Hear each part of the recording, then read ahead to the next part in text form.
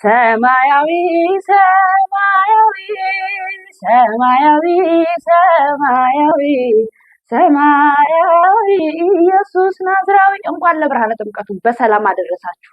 በያላችሁበት ፍቅርና ሰላም በረከት ይብዛላችሁ። ቃል ነኝ። እንኳን ወደ ቻናሌ በሰላም መጣችሁ። አዲስ ከሆናችሁ ሰብስክራይብ በማድረግ ቤተሰብ ሁኑ። በነገራችን ላይ ብዙዎቻችሁ ሰብስክራይብ ሳታደርጉ ነው ቪዲዮዎችን እያያችሁ ያላችሁት። ፕሊዝ ሰብስክራይብ እያደረጋችሁ አበረታቱኝ። ቴንክ ዩ ሶ ማች። እና ደግሞ ላይክ በማድረግ ሀሳብ አስተያየት ካላችሁ ደግሞ ኮመንት ላይ በመጻፍ ቤተሰብ ሁኑ ማለት ነው። እንግዲህ ዛሬ የሰራሁላችሁ በዓላችንን ቀለል ፏፈሽ ብለን የምናከብርበት ቀይ ወጥ ማለት ነው። ቀይ ወጥ ሰርቼላችኋለሁ። ያው በምታዩት መልኩ እንዴት እንደሚያምር እዩት። ቀለል አድርገን እንሰራለን ማለት ነው። አሁን ቀጥታ ወደ አሰራሩ ልሰዳችሁ፣ ተከተሉኝ።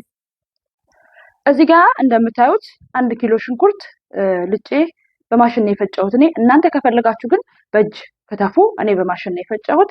ያው እንደምታዩት 1 ኪሎ ሽንኩርት አዘጋጅቻለሁ። እንደገና ደግሞ የበሬ ስጋ የኔ ፍሪጅ የነበረ ነው። ስለዚህ እኔ አጥቤ ነው የከተፍኩትኝ። እናንተ ትኩስ ከሆነ ስጋችሁ ማጠብ አይጠበቅባችሁም፣ ከትፋችሁ ብቻ መስራት ነው። የፍሪጅ ከሆነ ግን ብታጥቦት ይመረጣል ማለት ነው። አሁን ሽንኩርታችንን ከማብሰል እንጀምር።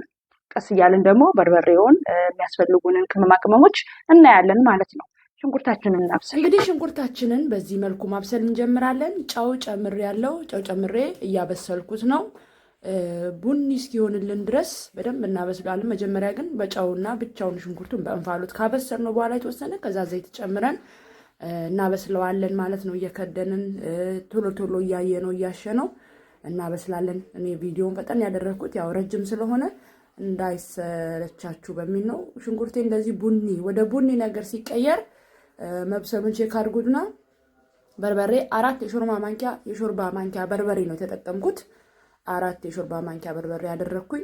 ከዛ ደግሞ በበርበሬው አሁንም በድጋሚ በደንብ አድርጌ አሸዋለሁ ማለት ነው።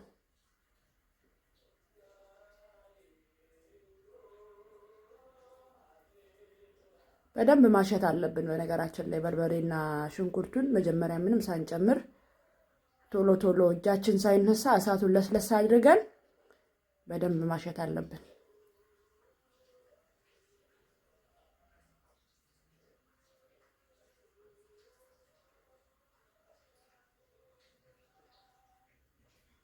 ለተወሰኑ ደቂቃዎች እኔ በደንብ አሽቸዋለሁ እንደዚህ እንደምታዩት ማለት ነው።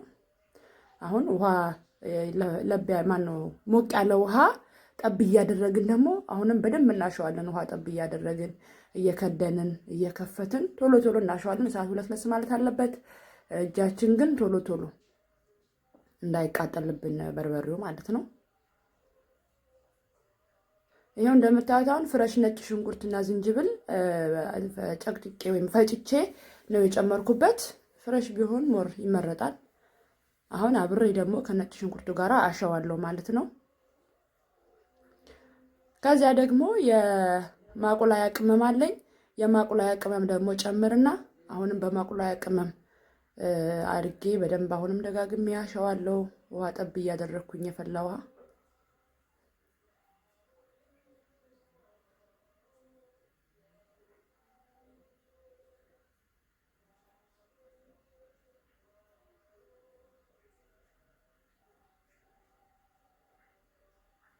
በዓል እናንተ ጋር እንዴት እየሄደላችሁ ነው?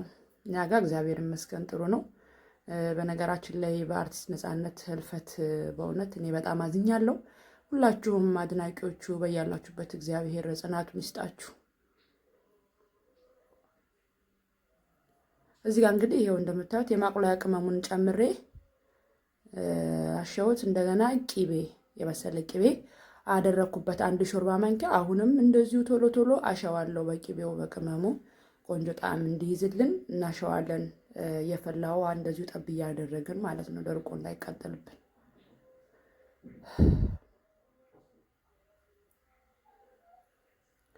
እንግዲህ በደንብ ካሸነው በኋላ የተቁላላ የበሰለ ሲመስለን ያስታውቃል። ራሱ ዘይቱን ይተፋል ምናምን ቅባቱ ማለት ነው። ከዛውን ስጋውን ጨምሬ ደግሞ በስጋው አሁንም በደንብ አድርጌ ቶሎ ቶሎ አሸዋለሁ።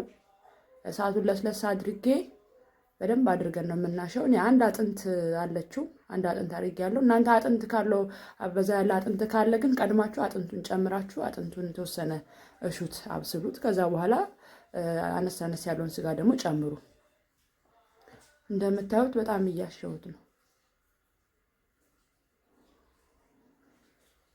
ልክ ቁሌቱን እንዳቁላላ ነው። አሁንም እየከደንን እየከፈትን የፈላ ውሃ ጠብ እያደረግን ካሸነው በኋላ ነው የምንከልሰው። ቀስ እያለን ነው የምናቅጥ ነው የምንከልሰው። በአንዴ ውሃ ሙጅራ እናደርግበትም ማለት ነው።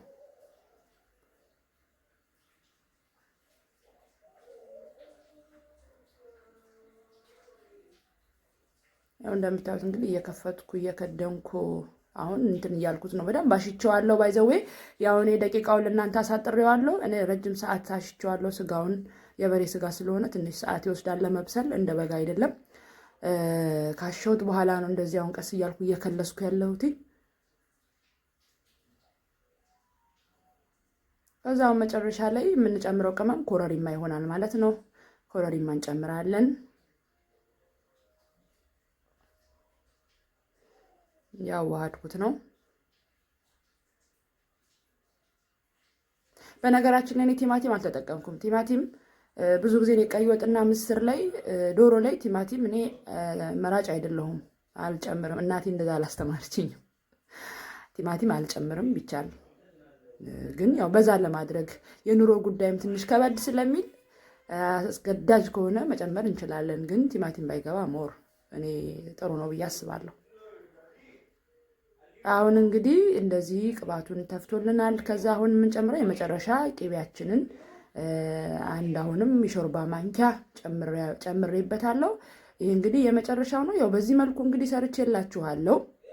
አሁን የተወሰነች ደቂቃ ከቅቤው ጋር እንዲብላላ ነው መቶ ከድኜ እሳቱን ላጠፋው ትንሽ ደቂቃ ነው የሚቀረው ማለት ነው።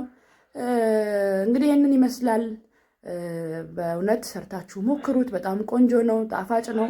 እኔ በጣም ነው የምወደው የእኔን ቀይ ወጥ የእውነት እና ዶሮ ወጥም እሰራላችኋለሁ።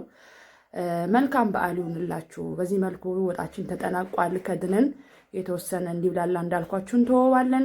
ቅባቱን ራሱ ይተፋል ማለት ነው። ጨዋችሁን ቀምሳችሁ መጣፈጡን ቼክ አድርጋችሁ ብሉ። መልካም በዓል ይሁንላችሁ። ቻናሌ ሰብስክራይብ ማድረግ አትርሱ። ሰላም